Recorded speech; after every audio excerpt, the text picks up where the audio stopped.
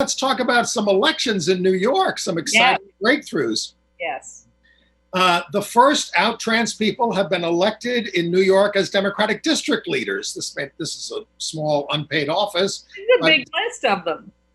Amelia Decoden, right? Yes, I think Amelia Decoden, Decoden, and Melissa Sklarz, who we know forever. And this is in Queens. You've seen on this show several times. Yes.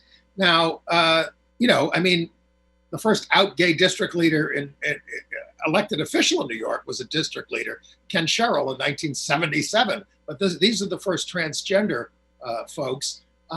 They've both been long involved in politics, even though Amelia is pretty young. Sklarz lost an assembly race last year, and they're now seeking to reform the county party. And Amelia was the youngest member of the state Democratic Committee at 19, and then came out as trans at 20.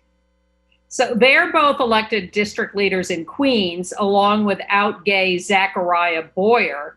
And then in Brooklyn, Sammy Namir Oliveras and Julio Pena III are elected as out gay Democratic district leaders.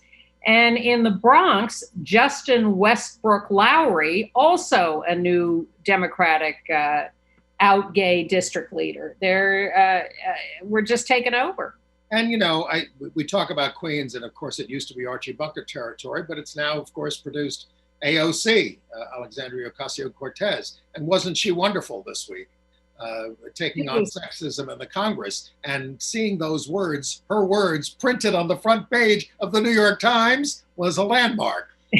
I did have one small problem with that story, which was that Yoho, aptly named, the Texas representative who called her the effing bee, to save all your sensitive ears, said his defense was, I never said that to any of my colleagues. And the fact was, he said it to reporters, a group of reporters he was with as he walked past her on the steps after their little confrontation.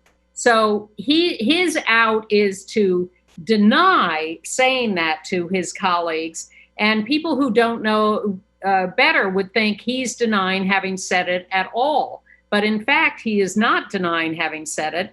He is simply twisting it to claim that he didn't say it to his colleagues, when in fact he said it to this crowd of reporters about her as he was leaving his confrontation with her.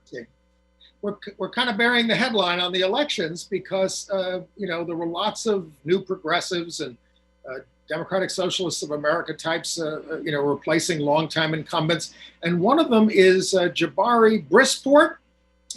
Yes, for the New York State Senate at the age of 32 in Brooklyn, a math teacher and an out gay Caribbean American. So that's quite a breakthrough.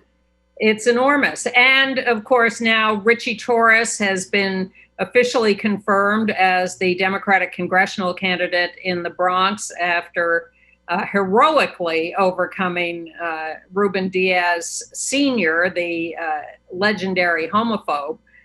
This was, at the beginning of that race, people were not sure that anybody could beat Ruben Diaz. Well, because Ruben Diaz had been in the state Senate, and then he wanted to come to New York in the city council, and he ran a big multi-candidate race, and he got like 40% of the vote, which would have been plenty in this race, in a multi-candidate race. And so they sort of thought, he's got the base. But he, it's almost like he didn't try, Diaz. He did.